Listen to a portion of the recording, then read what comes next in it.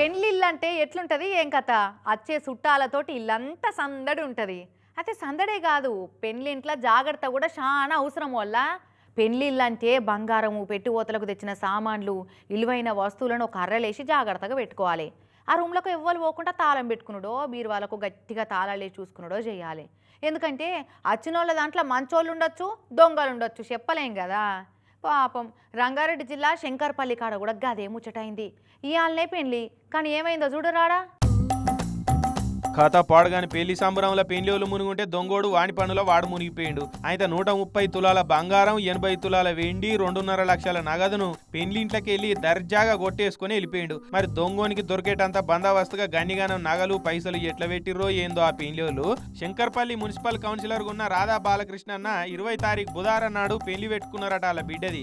ఇక నిన్న మాపటించి మంగళవారం మంచిగానే పొద్దుగాల హల్దీ ఫంక్షన్ చేసుకున్నారు. ఇక అదైపోయినాక మెహందీ ఫంక్షన్ కూడా చేసుకున్నారు. ధూమ్ధామ్గా ఎగిరిర్రు. ఇక మాపటికి కూరలు పట్టే టైంకు పెళ్లి పిల్లని తయారు చేసి మేము కూడా తయారైతామని ఇంటోళ్ళు బీరువా తెరిచిరట. అంతే ఇక గుండెలు గుబేలు మన్నాయి. బీరువాల బట్టలు తప్ప నగలు కనవాలే.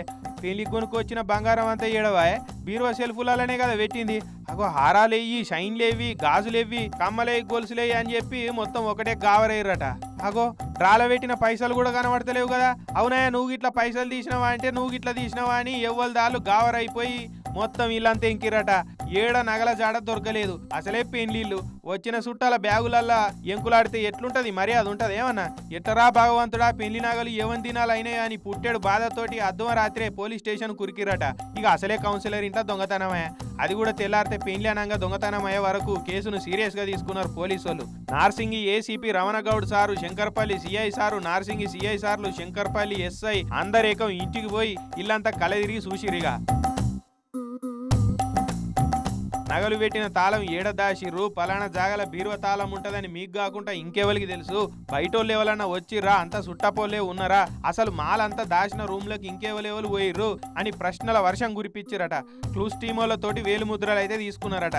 ఇక బయటకెళ్ళి వచ్చిన వాళ్ళు తీసే ఆస్కారమే లేదు కాబట్టి వచ్చిన చుట్టాలనే ఎవరో ఒకరు ఈ పని చేసి ఉంటారు. ఇక వాళ్ళ పని జల్దిగానే చెప్తామని పోలీసు వాళ్ళు భరోసా అయితే ఇచ్చిరట. ఇసొంటి కావద్దంటే పెళ్ళప్పుడు ఇండ్లల్లో చాలా జాగ్రత్తగా వస్తువులు దాచిపెట్టుకోవాలి. ఇక పోయినాక ఎవరిని ఏమంటే ఏం లాభం ఉంటుంది చెప్పురి.